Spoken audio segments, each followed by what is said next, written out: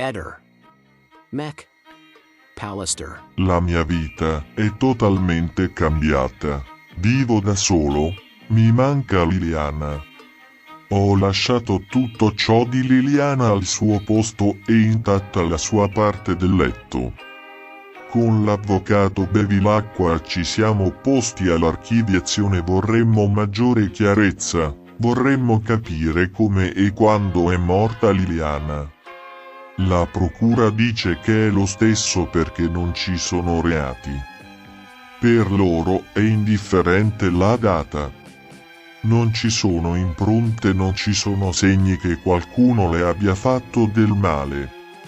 Io sono dell'ipotesi che sia morta il giorno in cui è scomparsa, il giorno 14. Il suicidio col sacchetto in testa è molto complicato, molto anomalo. Anche se ho sentito parecchie storie su questo genere di suicidio. Una mia amica mi ha raccontato di una sua parente che si è suicidata così.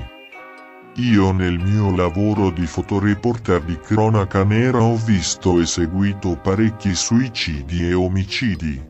Per 20 anni. Casi di questo genere non mi sono mai capitati. Io nella famiglia di Liliana non sono mai stato accettato. Un po' perché ho il mio carattere, il mio modo di fare. Sono riuscito a dare a Liliana una vita nuova, un'esperienza di vita, di viaggi, di lavoro, di amore e di gioia. Questo a loro dava fastidio, anche perché io cercavo il più possibile di tenerla alla larga dalla famiglia. La mamma era una donna eccezionale. La portavamo in giro, anche lontano, erano con lei gli unici rapporti che avevamo.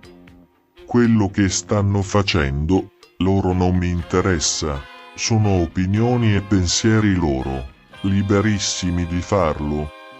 L'importante è quello che in questi mesi la procura ha vagliato e analizzato.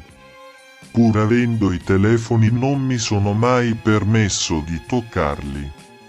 La telefonata è durata 1 minuto e 50 secondi. Forse Claudio l'aveva rimproverata perché lei non gli telefonava.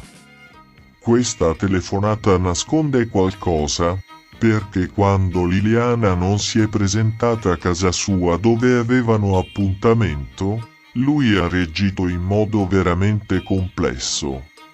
È andato alla Wind-Tre, poi sotto casa nostra, poi ha detto che doveva farsi un alibi, poi ha chiamato il mio vicino Salvo, ed è andato dalla cugina di Lilli. Insomma ha fatto un casino da matti, mi ha fatto pensare. Evidentemente in questa telefonata è successo qualcosa tra lei e Claudio. Io chiedo al signor Claudio di dirci la verità e di dirci cosa si sono detti. Potrebbe spiegare tante cose. Tutto d'un colpo sono diventato un mostro. Mi ha scosso profondamente questo comportamento. Quando avremo delle risposte, se si chiuderanno le indagini o se si andrà avanti, spero che avrò la possibilità di parlare con queste persone. Ho portato degli hard disk perché ero in un momento mentalmente difficile, avevo paura di morire, pensavo di non riuscire ad andare avanti. Il giorno 14 pesavo 90 kg e i primi di marzo 74. Ho lasciato loro gli hard disk, però ho detto loro che potevano guardarli. Non è vero che gli ho dato dei soldi, e non è vero che gli ho detto che Liliana si era suicidata. La cosa peggiore che poteva capitarmi dopo la morte di Liliana. Ho perso anche mio figlio. Il 16 giugno mi fa, non telefonarmi più. Per questo devo ringraziare tutti gli amici. Io e mio figlio siamo gemelli. Siamo due gladiatori, due lottatori, della stessa pasta. E sono sicuro che se ci vediamo tra qualche giorno ci sorridiamo come sempre. Ora abbiamo bisogno di stare per conto nostro. Ho aiutato mio figlio il 30 dicembre 2021. Lui gridava, papà vieni a prendermi, la ruota davanti è finita in un buco. Ho detto, non ho cavi, non ho niente. Ho chiamato l'amico Salvo per farmi dare una corda, e poi ho chiamato il mio amico Arturo. Sono arrivato da mio figlio e faceva un freddo allucinante, -10 gradi, lui tremava. Invece la volta del cordino è andata così.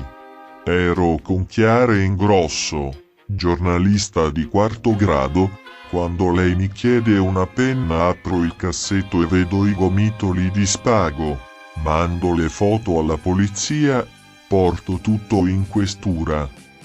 Se avessi saputo che sarebbe sorto questo casino, avrei preso i gomitoli e li avrei buttati in spazzatura, invece li ho portati in questura. In procura me l'hanno chiesto 100 volte, non avevo nessun interesse a nascondere i gomitoli. Non sarebbe logico. Io sono con la coscienza pulita, non ho niente da nascondere. Assieme cercavamo un'altra casa. Ho chiesto a Lilly di cercare un appartamento verso il centro, con un garage. Il divorzio lo cercava per qualcun altro. Ho sentito il nostro medico, mi ha detto che molte volte piccoli segni diventano sempre più grandi nella decomposizione. Non spetta a me capire se qualcuno le ha fatto del male. Ho perso anche mia figlia, sono stati momenti molto difficili. Mia figlia si bucava ma mi ha detto che ne stava venendo fuori. Mi aveva chiesto anche di accompagnarla a prendere il metadone. Una prima volta è stata salvata per un pelo. Mi hanno chiamato che era in rianimazione. Il 10 ottobre 2010 invece mio figlio mi telefona e mi dice, Natasha non c'è più. Liliana mi è stata molto vicina, mi ha aiutato tantissimo, è un dolore tremendo. E adesso stiamo parlando di Liliana, ma avrò la forza di continuare e così come con Natasha la porterò sempre con me. Ehi, non dimenticare di iscriverti a questo canale.